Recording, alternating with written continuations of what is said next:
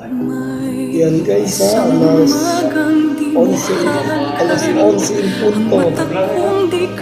57 fights pa lang po magagawa.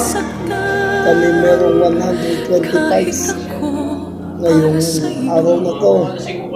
So, hopefully matapos kami ng bago mag-alas 10.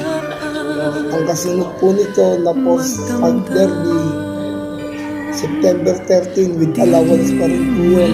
15 sa lahat po ng mga gusto mag-participate sa mission ng timbang 1 day before. So September 12 sa lahat ng mga gusto sumali, pwede kayo mag-submit ng timbang nyo.